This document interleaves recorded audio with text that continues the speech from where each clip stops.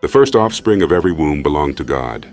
In the Scriptures, the first offspring of every womb, both human and animal, was dedicated to God as a sign of his ownership and his deliverance of Israel from Egypt. This principle, deeply rooted in the covenantal relationship between God and his people, symbolized God's claim over the first and best of what the Israelites possessed, reflecting their dependence on his provision and grace. The first offspring belongs to God. Exodus 13, 1-2. The Lord said to Moses, "Consecrate to me every firstborn male. The first offspring of every womb among the Israelites belongs to me, whether human or animal."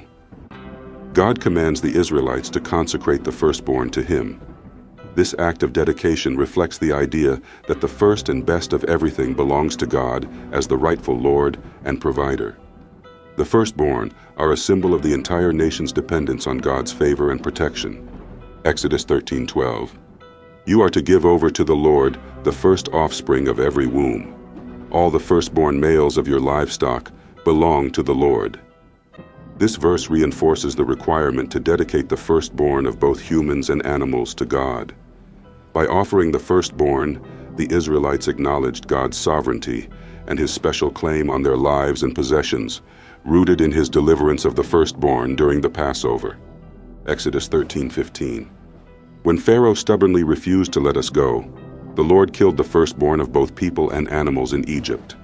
This is why I sacrifice to the Lord the first male offspring of every womb and redeem each of my firstborn sons.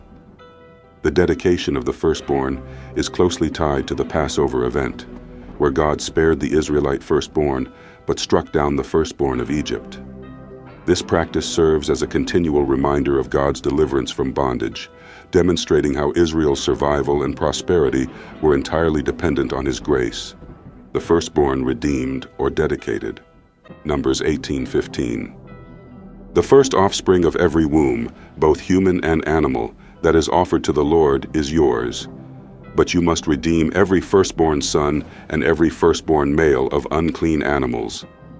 Here, God instructs that while the firstborn are to be dedicated to him, they are also to be redeemed, particularly the firstborn sons and certain animals that were not sacrificed.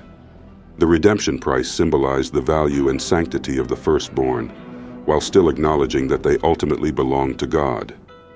In summary, the first offspring of every womb, both human and animal, were set apart for God, representing his sovereign ownership over all life. This practice, rooted in the Exodus story, continually reminded the Israelites of God's deliverance and their duty to honor him by dedicating the first and best of what they had. And it came to pass, when Pharaoh would hardly let us go, that the Lord slew all the firstborn in the land of Egypt, both the firstborn of man and the firstborn of beast. Therefore I sacrifice to the Lord all that openeth the matrix, being males, but all the firstborn of my children I redeem.